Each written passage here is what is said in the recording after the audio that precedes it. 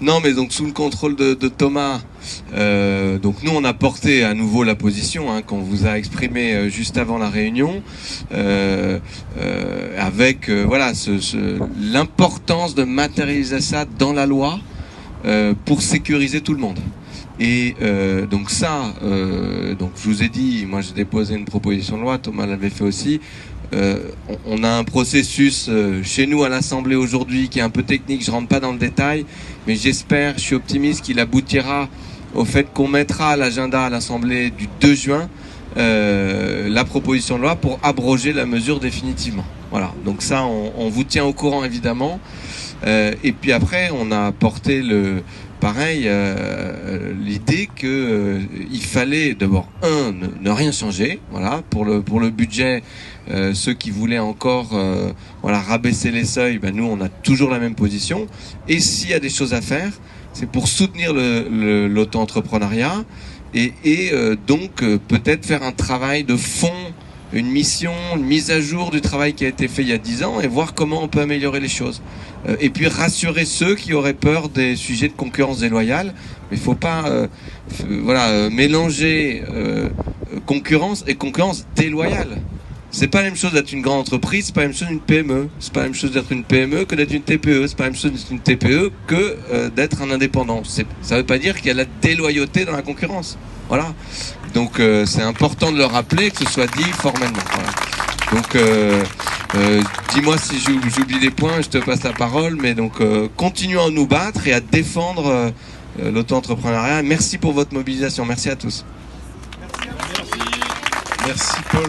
Effectivement, suite à cette réunion, ce qui me semble rassurant, c'est que d'abord il y a un consensus entre tous les groupes politiques sur le fait que il faut maintenir les seuils de TVA tels qu'ils sont aujourd'hui et qu'il ne faut pas revenir sur l'environnement social et fiscal existant. Ça, c'est un premier point.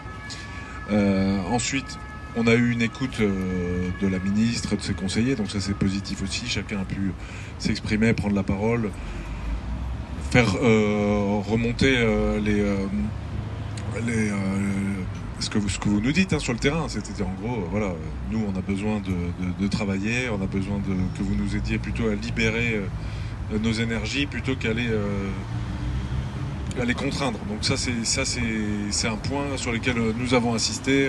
Paul et moi on porte le même message. On pense qu'effectivement il y a aussi un travail de fond réalisé pour voir aujourd'hui quel est l'état du travail indépendant en France et voir comment les choses ont évolué depuis 10 ans, comment on peut accompagner les personnes comme vous qui avez créé votre propre emploi, qui en vivez, pour que vous puissiez continuer à vous développer et continuer à travailler sereinement dans des conditions stables. Ça, j'insiste beaucoup sur ce point de la stabilité, c'est pour moi un des points très importants. Donc on va voir un petit peu comment les choses vont évoluer dans les prochaines semaines. On essaie de voir s'il y a une méthode législative pour définitivement abroger cette loi, même si dans les faits elle est censée ne pas être appliquée. C'est ce que nous a confirmé la ministre.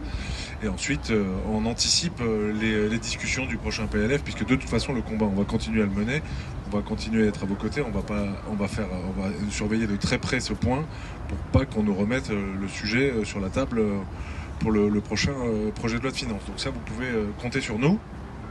Et puis voilà, essayer de mettre en place, essayer d'obtenir la possibilité d'avoir une étude, un travail de fond qui est mené pour voir comment on peut améliorer les choses. Il n'y a rien qui est parfait.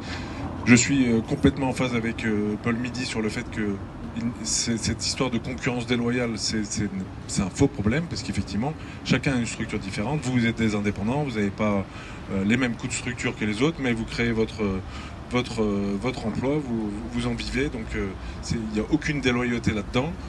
Les gens, quand ils font appel à un indépendant, c'est pour une tâche précise. Si demain ils ont besoin d'une structure plus costaud avec d'autres types de prestations, c'est pas le même prix, mais les choses s'expliquent.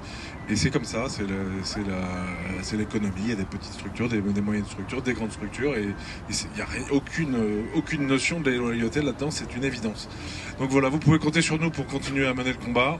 On reste mobilisé, on voit comment on peut effectivement maintenir la pression et faire en sorte que voilà, il y ait au moins une vision pour les prochaines années sur le travail indépendant et tout l'environnement dans lequel vous évoluez.